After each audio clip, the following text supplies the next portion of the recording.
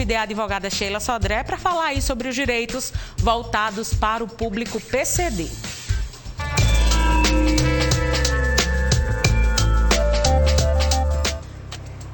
Sheila Sodré já está por aqui. Boa tarde, Sheila. Tudo bem? Maravilhosa. Boa tarde, Dezica. Eu prefiro sua voz assim, normal, tá? Tu não gostou do meu microfone diversificado, mulher? Não, mulher. Olha, a comunicação a gente tem que entender, não tá entendendo nada. Não ficou muito claro, deixa pra lá. Sheila, vamos começar com a arte, explicando primeiro o que significa esse termo PCD, que é exatamente pessoas com deficiência, né? Exato. Inclusive, se você costuma dizer assim, olha o deficiente ali, esse termo tá ultrapassado, é erradíssimo. Exatamente. Então comece a usar pessoa com deficiência.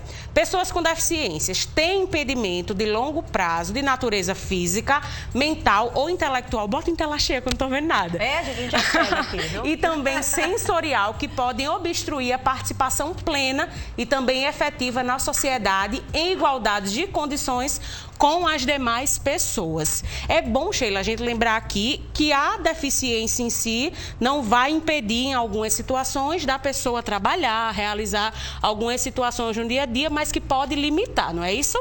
Verdade, Dezica. E mais importante do que isso é você lembrar que o dia é hoje dia de luta, até de conscientização dos direitos das pessoas com a deficiência. Por que a gente diz isso, Dezica? Porque eu mesmo, quando eu fui ler a legislação e fui entender um pouco sobre os direitos do PCD, da pessoa com a deficiência, eu fiquei surpresa da quantidade de benefícios e tem coisas que são recentes e eu garanto que tem muitas pessoas aí que pode ter o direito a esse tipo de benefício e desconhecia. Porque eu, no meu universo tributário, eu tinha ciência de vários outros benefícios sociais para essas pessoas, né? E até trabalhista mesmo, que são excelentes benefícios, porque, Dezica, é uma luta de inserção.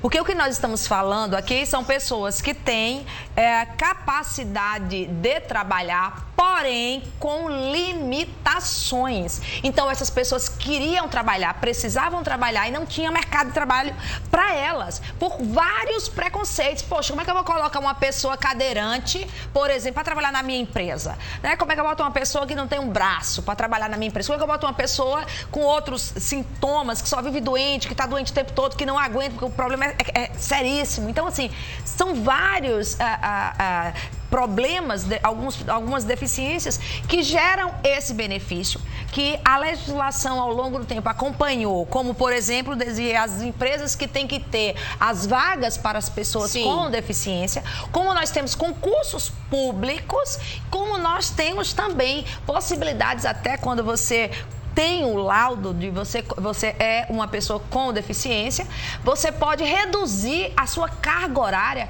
e também o tempo de contribuição para a Previdência Social e, quiçá, se os estados e o município, a título de regime próprio, também já adequaram, porque tem tempo e contribuição diferenciada. Sheila falou aí com relação a essa contribuição tempo. Quem é PCD se aposenta mais cedo, a gente vai falar sobre isso. Coloca na tela a arte, que exatamente tem diferença dependendo do grau dessa deficiência, né? Isso, Sheila? Porque a gente está falando aqui de algo jurídico, mas quem vai dizer se você é ou não e qual grau são laudos técnicos. E olha, o laudo, quando você vai caracterizar se você é um PCD ou não, ele é um laudo específico e que não é só o médico. Ele é multidisciplinar. É tanto que nem todas as agências do INSS estão aptos para oferecer isso. Então, por isso que eu estou dizendo a vocês que o número de pessoas com deficiência é muito grande e poucos os que vão atrás desse tipo de benefício. Aí na arte está dizendo que em casos de grau leve, né, deficiência leve, homens se aposentam aos 33 anos e mulheres com 28. Isso daí relacionado ao tempo de contribuição, né? Isso, Sheila? Já. Que é bem abaixo com relação, exatamente, né? Desirê. E aí você vê que vai escalonando pelo grau, né? Se é grave, leve, ou se não moderado, é. Isso. E tudo isso vai contar realmente na medida em que você tem esses laudos comprovando que esse tempo de contribuição já era com essa deficiência, né? Porque faz muito tempo que vários servidores entraram no sistema ou na empresa por meio dessa essas cotas, ou então em regime, regime único, ou regime próprio do estado ou do município, que já está contribuindo há um bom tempo. E esse tempo pode ser contado de forma diferenciada. Até o valor da aposentadoria, Desirê, ele é diferenciado. Veio a reforma e não alterou, não conseguiu mexer nesses benefícios para quem é PCD. Aí a gente está mostrando a aposentadoria por tempo de contribuição, mas existe também a aposentadoria por idade, não é isso, Sheila? Exatamente, porque a por idade também há uma redução, né? Você tem mulheres com 55 e homens com 60. Então, já é sim uma grande diferença, tendo, claro, o mínimo de 15 anos de contribuição.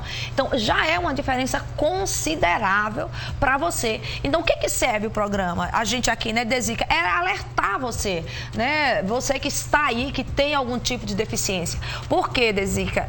Caracterizar, ela não é um rol taxativo, como nós já falamos aqui sobre o direito, por exemplo, da isenção de imposto de renda, que tem que ser, só tem direito aquelas pessoas que estão ali no rol, quem tem neoplasia maligna, quem tem cardiopatia. Especificado, né? Isso, e está lá, não é exemplificativo, é taxativo para o caso de isenção de imposto de renda. O Estado também quis fazer isso para a redução na compra do veículo, né? Que é uma isenção que se tem para a compra de veículo para quem é PCD também. Eles tentaram colocar uma lista taxativa que também não vai caracterizar o grau, gente, é o grau de barreira que você tem que enfrentar ao longo do seu dia a dia para ter e para exercer as mesmas atividades que uma pessoa sem o problema, ela resolveria. Para você ter uma ideia, o laudo, Desica, para fazer isso, a perícia, pergunta, você cozinha só? Você tem autonomia ou não, né, Sheila? Exato, porque as doenças, elas são nesses 3 níveis. Intelectual, ele pode ser mental, como ele pode ser sensorial. Eu sou surda, eu sou 100% surda, de um ouvido eu já não ouço. Eu sou uma pessoa com PCD. E qual é o grau disso? Eu trabalho, eu tenho as minhas atividades, mas as barreiras que eu tenho que enfrentar por ter essa deficiência não é comum. Então, eu tenho que ter esses benefícios. Então, eu consigo me enquadrar nesses benefícios. Sheila, chegou uma dúvida da Damiana, lá do Hernani Sátiro. Um beijo, Damiana. Ela adivinhou que a gente ia entrar nessas questões de linha de crédito, outros benefícios. Ela quer saber se a pessoa com deficiência tem algum direito na compra de imóvel financiado. Se existe algum desconto ou até mesmo juros mais baixos, Sheila? Tem sim. A Caixa Econômica oferece sim no programa Casa Amarela, Verde Amarela, né? Então, para quem tem membro da família, né? Um membro da família tem é uma pessoa com deficiência, você tem, por exemplo, chega até R$50 mil para reforma e com a taxa de juros de 4,5, exatamente, para usar para adaptação, para mim uma coisa, e com taxa bem melhor do que o mercado. Então, são vários outros benefícios em relação aos juros, nesse caso específico, para financiamento.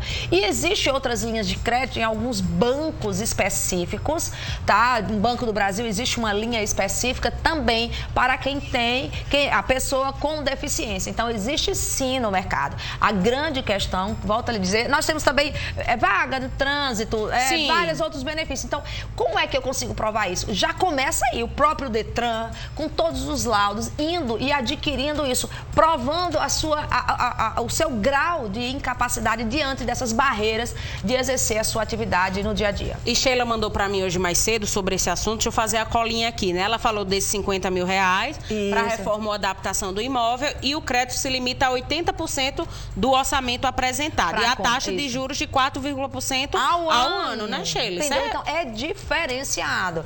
Então, você precisa ter essa segurança, essa prova de que você é, né, um PCD até tanto serve para quem é jovem, que tem essas deficiências, que está na busca do mercado. Você precisa desse laudo, tá? Dos órgãos que o nosso estado aqui, por exemplo, o nosso município tem. Você precisa desses laudos para poder até se inscrever em concurso, porque tem vagas diferenciadas para concurso, para universidade, então tem as vagas diferenciadas. Então, é importante. E eu preciso fazer aqui, antes de começar as dúvidas, Desica, é que o que nós estamos falando é pessoa com deficiência, são pessoas que têm capacidade de trabalhar. Nós não estamos falando de pessoas que precisam, por exemplo, adolescentes, crianças que não têm capacidade oportunidade de trabalhar. É bom, Sheila, até você diferenciar, porque até eu ia dizer, Sheila, mas por exemplo, eu conheço uma prima que ela nasceu com a deficiência nos pés e ela conseguiu uma aposentadoria ainda quando era criança. Que não é normalmente, Desica, não é uma aposentadoria. Tá. Aí é o que a gente chama que é um benefício social. Perfeito. Tá? É um benefício social e a pessoa não precisa ser necessariamente um beneficiário do INSS, um assegurado do INSS.